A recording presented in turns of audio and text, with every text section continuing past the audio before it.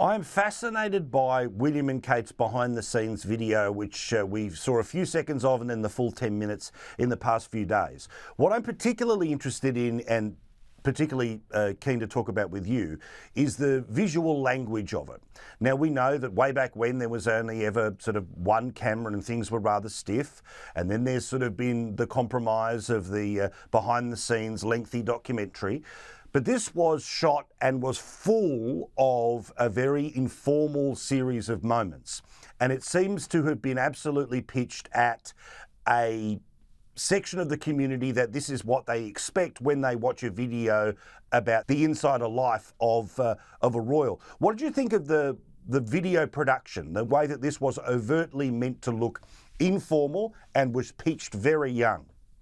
Absolutely, and bang on the money. They are Hollywood casting. They look good, they sound good, they say all the right things, they're very progressive. And as I said earlier, they've got three beautiful, very well brought up, I know that for a fact, and refreshingly normal young children. I'm sure you saw in the Eurovision thing, the princess playing the piano. We didn't have enough of it. It was about 10 seconds. But unconsciously there, or consciously, she's a great admirer of the late Diana, Princess of Wales. And what she was channeling there was something that happened in Melbourne in 1988. The Princess of Wales, as she then was with Prince Charles. And they went to the Conservatoire of Music, and the director rather ambushed her, rather cheekily, and he said, will you play the piano? So she went over with her handbag, she put the handbag on the floor, and she sat behind this grand piano, and she got into about 8 or 9 bars of the second Rachmaninoff piano concerto, which is not easy to do. And then she sort of more or less ran out of steam and ran out, was slightly embarrassed by it all. And then the director gave her a big kiss on the cheek, which was also quite cheeky. But in a way, what Kate is doing, she is very clever. And all the photographs you see of the family, of the children, they're rather good pictures because they know the photographer. The photographer is their mother. This is a visual medium. You're on a visual medium, so am I. She realizes the world today, people aren't reading newspapers. Young people aren't reading newspapers. They're on their devices all the time. They're looking at television. They're looking at images. And of course, it's well done. I'm not saying it's calculated. I just think it's a clever way of communicating because they haven't put a foot wrong since they got together.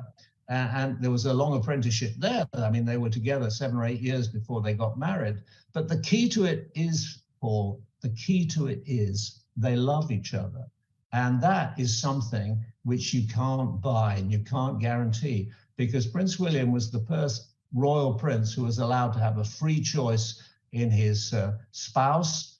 He chose a woman who grew up not knowing that she would one day become a queen, which she may do in due course, and a princess. And it's worked out very well. She was a bit hesitant at front at the first, but she doesn't put a foot wrong. She grows it with more confidence as each engagement. And of course, I think they're coming your way fairly soon. You will see she doesn't take a bad picture. And I think she's a very good person. You see the way she works with people. It's genuine. You can't fake that. Well, you can fake it for a bit. You can't fake it every single time. And she does. And that truth comes through. And he's very, very sincere about what he's doing. Very sincere indeed. He committed to it. I mean, after the terrible, terrible death of his mother, both he and his brother questioned their royal roles. But Prince William decided that he was going to be the dutiful one. And Prince Harry obviously took a different course.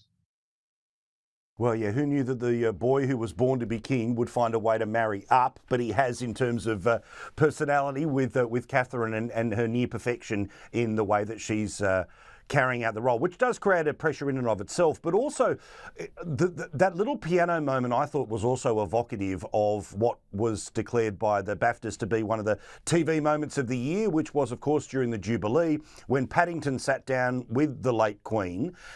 It reminds me a little bit of Brian May on the roof of Buckingham Palace, just these little moments are the things that actually start to wed you to these people, start to wed you to the organisation. So well played all round for anyone involved. Michael, lovely to talk to you. Fantastic. It was terrific, but it will never beat the Queen and Paddington Bear. That was the best ever. And it won an award, and quite rightly, Paul, like you've done. Absolutely. Just a star all the way to the end. All the best to you, mate. Talk soon and enjoy a marmalade sandwich.